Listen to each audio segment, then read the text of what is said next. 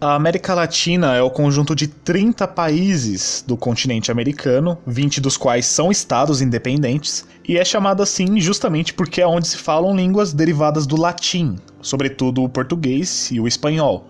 E essa é uma região bastante extensa do mapa, compreendendo desde a fronteira entre México e Estados Unidos, lá no norte, até a Terra do Fogo, na ponta sul da Argentina e do Chile. Então são mais de 21 milhões de quilômetros quadrados de extensão territorial, sendo que o Brasil é o maior país que compõe essa região, com seus mais de 8 milhões de quilômetros quadrados de terra. E se o português e o espanhol são as línguas faladas por quase todos os latino-americanos, é porque, obviamente, Portugal e Espanha são os países que conquistaram e colonizaram esse território, trazendo consigo não somente o seu idioma, mas também toda a sua cultura, e especialmente, é o que nós vamos tratar aqui, a religião católica, que há séculos era a fé que predominava entre os países ibéricos. Então, quando o cristianismo surgiu no primeiro século lá na Palestina, ele era um fenômeno completamente oriental. Porém, ele logo se expandiu para a Anatólia, que também é conhecida como Ásia Menor, graças aos trabalhos e os esforços de pregação dos apóstolos e dos discípulos de Jesus no primeiro século. E já no quarto século, todo o Império Romano já era oficialmente cristão. Então podemos dizer que tanto o Oriente Médio, como a Ásia Menor, o norte da África e também a Europa, eram bastiões do cristianismo nos primeiros séculos. Porém, com a ascensão do Islã a partir do século VII, o Oriente Médio, o norte da África e a Ásia Menor, aos poucos foram sendo perdidas para os muçulmanos. E agora só sobrara a Europa mesmo como o único reduto estritamente cristão. Com isso, nós temos a formação daquilo que nós chamamos de cristandade na Europa a partir do século XI, que é considerada a era de ouro do cristianismo.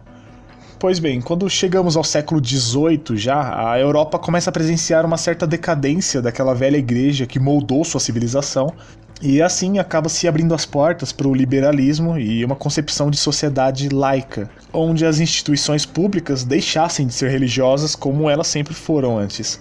E esse período é conhecido como o Século das Luzes, ou Iluminismo, que prosperou grandemente em países como a Inglaterra, a Alemanha e a França no século XVIII, mas que a princípio não teve muita força tanto em Portugal como em Espanha.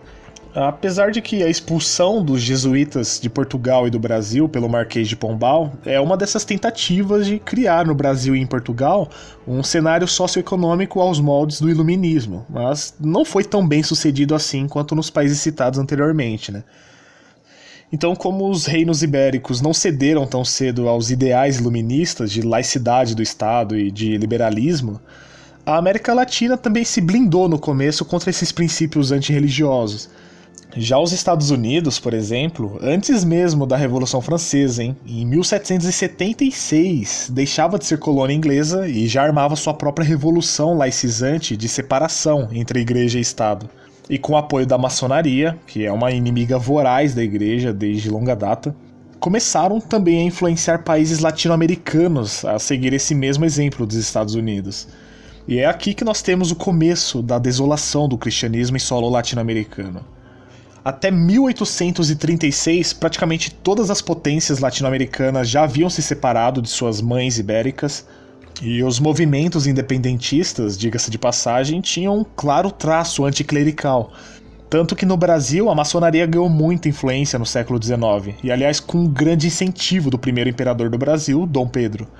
Com isso, a grande tônica social do século XIX na América Latina é a disputa por espaço entre o catolicismo e o liberalismo maçônico. E ainda que muitos dos estados conservassem suas raízes católicas, por outro lado, eles advogavam por um regalismo, ou seja, a pretensão do Estado de controlar a igreja.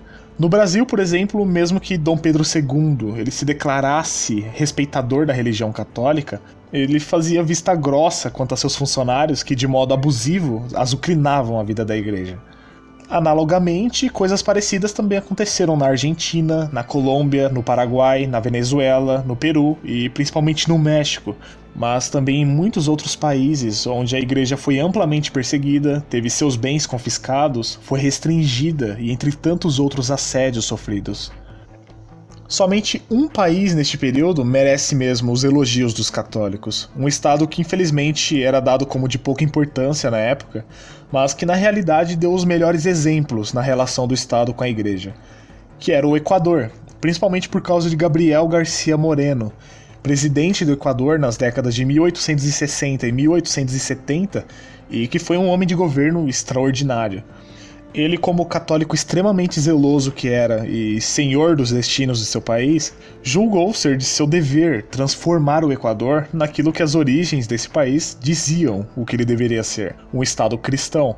Dessa forma, García Moreno resolveu promover o catolicismo como política de Estado no Equador, de forma como nunca se viu num país latino-americano.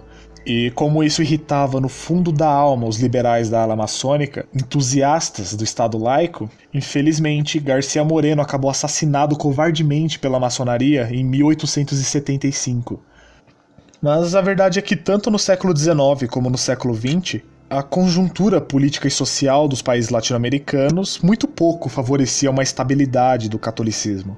Porque, variando de país para país, a América Latina sempre foi um continente de turbulências, de crises e de golpes de Estado. Além disso, com a urbanização desses países, nós temos um fenômeno muito forte de descristianização da população que passava a migrar para as grandes cidades. Então, se nós podemos dizer que houve uma religião do Estado nos países da América Latina no século passado, esse com certeza foi o positivismo jurídico, já que recheados de regimes militares ao longo do século XX, ou pelo menos com uma grande participação destes no governo, a lei passou não mais a se basear num código de moral cristão, mas apenas na opinião dos governantes, que viam a Constituição como a única lei válida que a sociedade deveria cumprir. E com a separação entre Estado e Igreja, a partir do fim do século XIX na maioria dos países da região, a Igreja foi quase que totalmente tirada de cena e a ideologia secularizante exerceu quase que por todo lado uma forte influência. Depois do laicismo, foi o marxismo que veio complicar ainda mais a vida da Igreja. Talvez o exemplo mais marcante disso seja o do México, onde a partir de 1917 os comunistas marxistas tomaram o poder e tacaram um verdadeiro terror nos religiosos mexicanos. Basicamente suprimiram, perseguiram e expulsaram membros da igreja do país, o que suscitou uma grande revolta católica nos anos 20, que deu origem à famosa e não menos sangrenta Guerra Cristera no México. Cuba, então, não precisa nem falar que virou o centro comunista das Américas, né? O Brasil e muitos países também foram muito abalados com essa ameaça comunista, ao ponto de só conseguirem deter esse avanço às custas de um regime militar muito duro, mas que no fim acabou foi por fortalecer a esquerda. Logo, nós vemos que esse catolicismo latino-americano, mesmo que sincero nas grandes massas, entre as elites e a governança quase sempre esteve mais para um verniz mesmo. Então, quando a situação apertava para os católicos desses países, na maioria das vezes foi o povão mesmo que segurou a barra. Como foi já no citado exemplo dos católicos mexicanos, que lutaram até a morte contra a tentativa de descristianização do país. Então, mesmo que o cristianismo na América Latina, cristianismo católico, que aliás é o cristianismo mais conservador que tem, né? É só você ver como os países protestantes se entregaram completamente ao secularismo e hoje são os países que mais têm ateus no mundo. Já a América Latina ainda é uma área muito importante para a cristandade. Eu chego a dizer que talvez hoje em dia ela seja a única esperança, já que a Europa já tem uns 300 anos que está aí vacilando num nível absurdo. E aos poucos está caminhando a Europa para um ponto onde os cristãos serão a minoria. Se já não são, né? Vendo que a taxa de cristãos praticantes nas potências europeias é fraquíssima. Então é mais do que claro que logo logo a Europa vai cair em desgraça com esse progressismo que só aumenta por lá, com exceção talvez de Polônia e Hungria, que são as únicas que se salvam na Europa. Se você for pensar dessa forma, a América Latina tem que ser olhada com muita atenção, sim, pois dependendo das circunstâncias ela pode ser a última chance da cristandade sobreviver no futuro.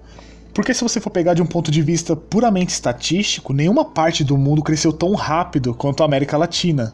Na época da independência dos países latino-americanos, ou seja, na primeira metade do século XIX, toda a América Latina era composta por apenas 18 milhões de habitantes. Em 1900, já eram 72 milhões de habitantes. E em 1939, 144 milhões. Ou seja, num período de pouco mais de 100 anos, a população latino-americana foi multiplicada por 8. E hoje são quase 600 milhões de latino-americanos espalhados por 30 países, dos quais 70% ainda são católicos, é uma porcentagem muito alta. Então não faz o menor sentido que somente um único país em toda a América Latina seja confessionalmente católico, que é a Costa Rica. Então dá pra ver que o processo de descatolicização e de descristianização da América é praticamente um fenômeno que vem dos governos, não do povo. Os governos são quase todos fantoches das elites judaicas e maçônicas que mandam no mundo. Todos esses estados modernos, republicanos, democráticos e laicizados são as piores invenções desse ocidente distorcido, que não tem nada mais de católico. E olha que o próprio Getúlio Vargas, que era um agnóstico, positivista, ele entendeu isso e reinseriu o catolicismo na esfera pública brasileira. E por quê? Porque o povo é católico, e se o povo é católico, o governo que representa esse povo também deveria ser católico, né? Mas se há 200 anos nós já estamos experienciando esse processo de descatolicização da sociedade, é um pouco difícil que as coisas voltem a ser como eram, né? Felizmente, parece que com o advento da internet nós temos um contraponto à imprensa tradicional que vive de difamar a religião, e a imprensa tradicional sempre foi quem repercutiu mais as coisas e quem mais formou opinião, né? E agora nós temos um contraponto a isso. E agora dá pra ver surgir aí uma nova geração de católicos bem esclarecidos que entendem as origens católicas ibéricas do nosso país. E talvez esse seja um primeiro passo, quem sabe, né, para uma reconstrução da cristandade no Brasil e na América Latina. Se não for sonhar demais também, né? Se bem que com o passar do tempo parece que as coisas mais regridem do que progridem, né? Imoralidade generalizada, prostituição, pornografia, parada LGBT, feminismo, então... não sei. No entanto, é isso. Lembrando aqui no final do vídeo que você pode ajudar o canal nessa missão de difusão de um conservadorismo consistente, então me ajuda a te ajudar. Então você me ajuda muito se tornando um membro do canal. Os nomes que estão aparecendo aí na tela é de quem já colabora com o Lobo Conservador, então se você quiser dar aquela força pro canal, eu peço que você considere essa ideia de se tornar um membro, fechou? No mais, eu vou ficando por aqui, um grande abraço, fica com Deus e até o próximo vídeo. Eu fui!